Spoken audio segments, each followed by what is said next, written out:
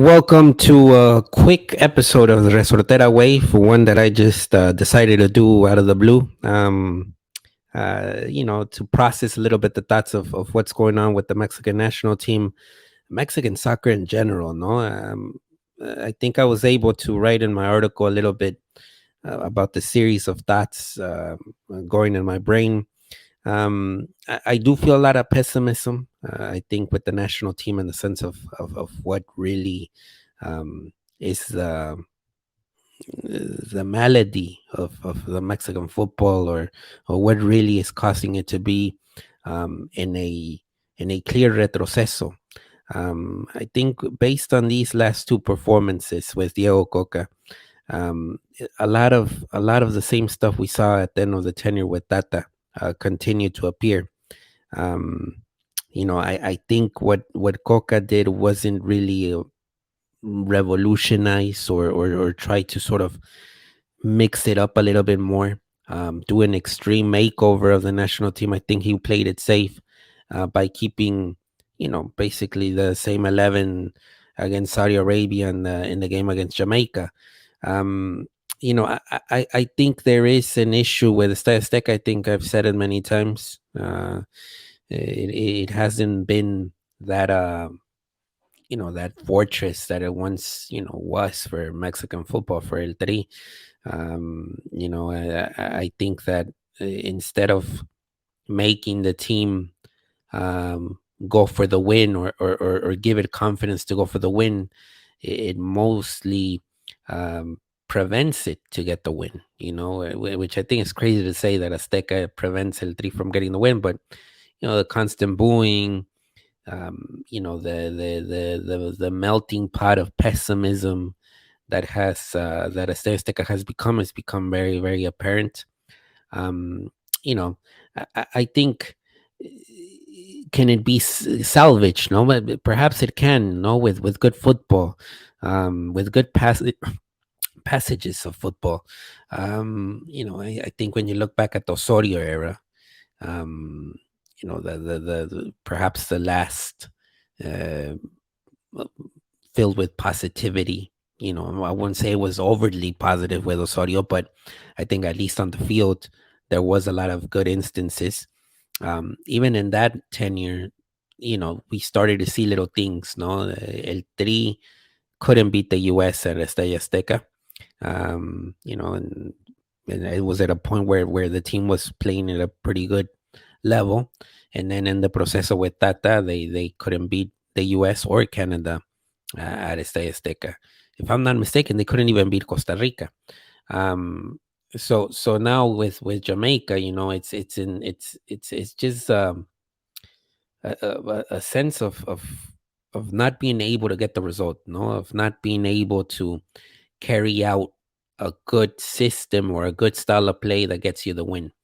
Um, right now the team is so desperate that even talking about style is not, you know it's so difficult. I think the team needs to win, needs to get wins, no, and in that sense, even with this idea of the style and las formas, because I think Coca this week said something along the lines that las formas van a importar, that the style is really gonna matter for him.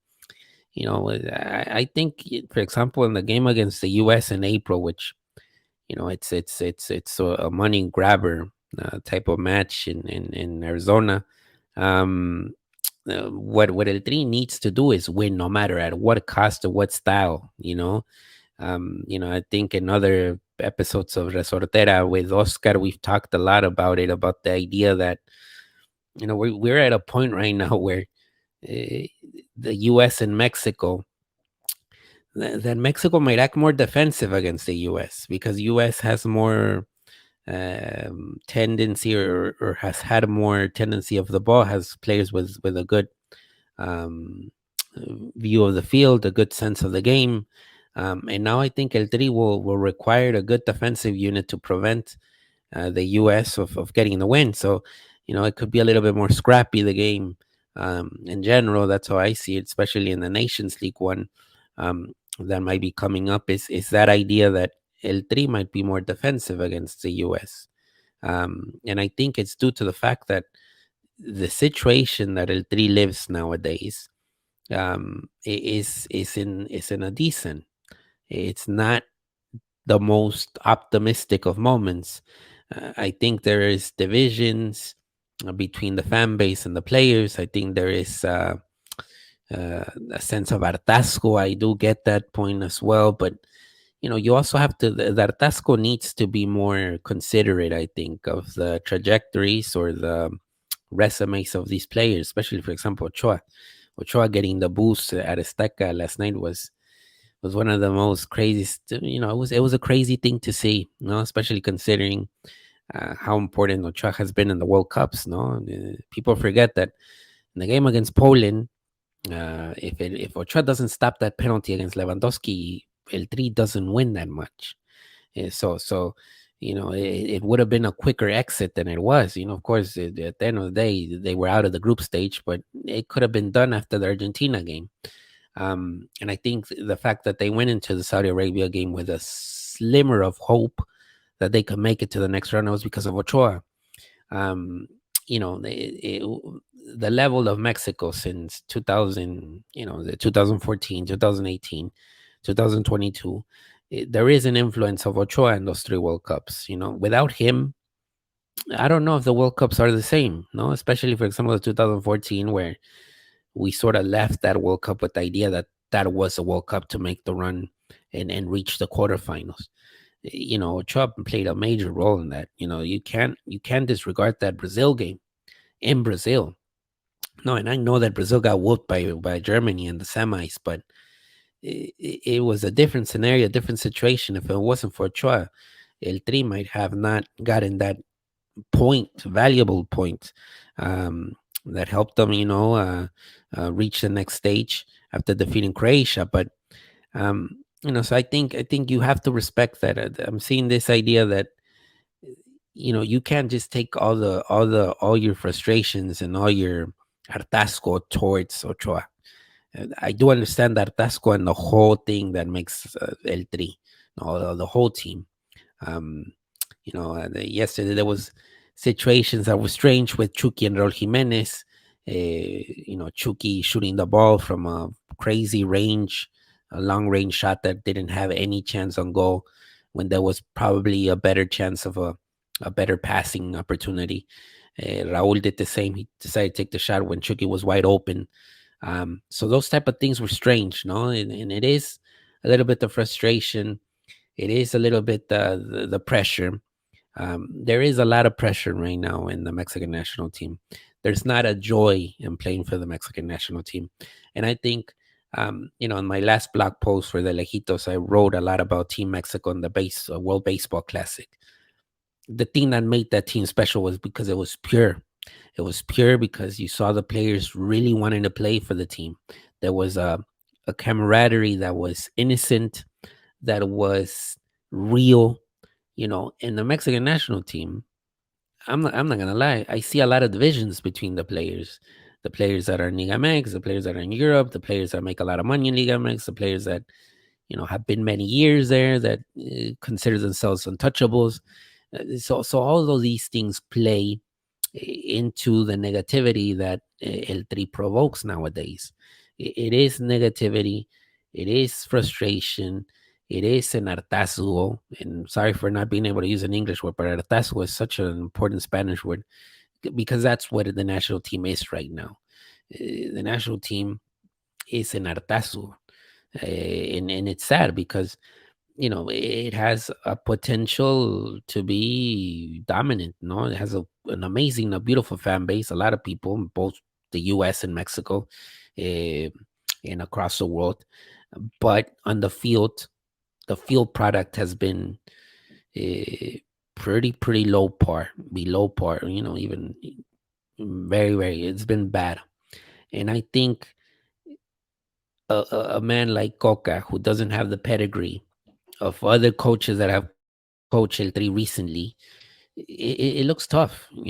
It looks very tough. I'm not gonna say it's not it's gonna be a total disaster, but I don't see how this coach, who had an idea with Atlas, that was a little bit more reserved. How is that going to play with El Tri? Let's wait and see too. Because like I said a couple of minutes ago, El Tri might be more defensive against the US and they might actually get the result. The thing is about getting the results right now, especially in those big games, the games that matter, the games that there's something on the line. No, and I think if Coca's able to get those wins, even if they're scrappy or ugly, but he gets those wins, then of course his tenure will continue. But if he loses those games, and then if he loses those games without actually, you know, putting thoughts into it, or he has to believe in the idea that he transmits to the players. What I'm getting right now is that he doesn't believe on those ideas. He's trying to be something that he's not. And if he goes that route, it's going to be a total disaster. So I think he has to trust his instincts, trust his past, his recent past, trust his recent past successes, which are with Atlas, integrate them to the national team and see what happens. It can be, I think he needs to try things, and I think he'll have some leeway to do it. But he has to try things because what he did against Jamaica, putting these players, mix it up a little bit. Give a chance to Poncho Gonzalez from Monterrey. Um, Start Julian Araujo now. I think Jorge and Kevin were disasters in the two games. What is Edson? Is he a central defensive midfielder or is he a center back? I think at this point he's a center back. He doesn't offer much in the midfield. Um, you know, Chavez, a great player, great talent, but he has to understand. I think it sucks for him because he hasn't been in a high level team, and you're asking him to be a high level performer. He has to believe it. Se la tiene que creer, Luis Chavez. He's the best player that El Tri has had in the past 6 months. So in the forward position, give the keys to Santi Jimenez and see what happens. Santi, Chucky, maybe Santi Vega, um, you know, Chucky on one of the wings. Maybe I don't know who might be on the left wing, but try things, try different things, and I think that's one thing that Coca has to do. But look, there's a lot of pessimism right now. A lot of it has, you can defend it. Maybe it's too overblown, but I think there's a lot of people that are fed up, and I think they'll continue to be fed up, especially if the bad results keep mounting. And that's the end of this quick thoughts on the Mexican national team for Resortera Wave. Thanks for watching. Thanks for the views, and we'll continue doing these sometimes by myself, sometimes with Oscar. Thanks.